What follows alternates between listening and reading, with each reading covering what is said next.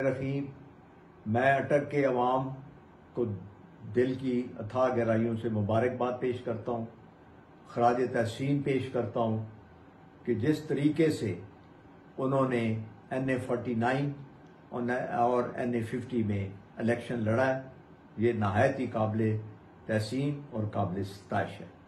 मेरे वहाँ ना होने के बावजूद आपने कैंपेन को ज़बरदस्त तरीके से चलाया। आप पर जितनी सख्तियाँ, जितनी सोबतें आपने बर्दाश्त की हैं, मैं आपको सलूट करता हूँ। और आपने फिर देखा कि अल्हम्दुलिल्लाह अल्लाह ने हमें बहुत ऊंची कामयाबी दी। मैं NA-49 से भारी अक्सियत से कामयाब हुआ। 461 पोलिंग स्टेशन, जिनमें से मैं 457 100% अच्छे मार्जिन से जीता और टोटल 5 जो है हमारे पोलिंग स्टेशन वो मैं हारा। और मेरी लीड जो है वो तकरीबन 81-82 हजार के करीब मेरी लीड सिर्फ।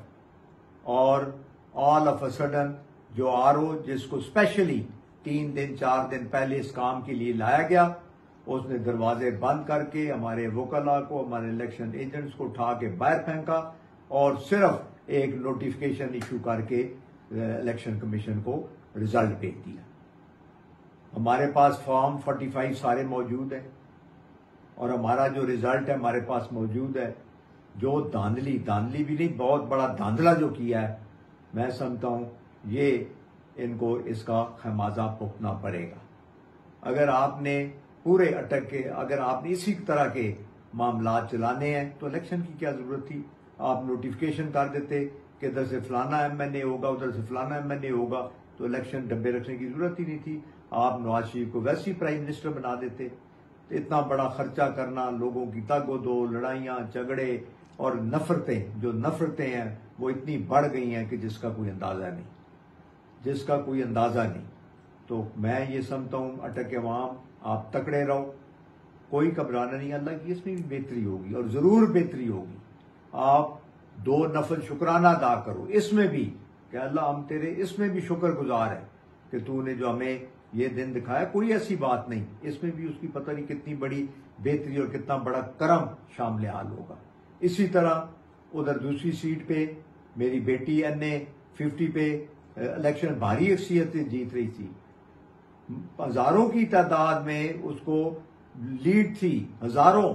हर UC आप उधर से ले लें, तराब, मखाड़, छब, इंजरा, आगे जाबा, छपड़ी, मठियाल, ठट्टा, बसाल, सगरी, नाड़ा, सिर्फ नाड़ा UC की 2500 की लीड थी। खौड़ 3500 की यूनियन काउंसिल की लीड।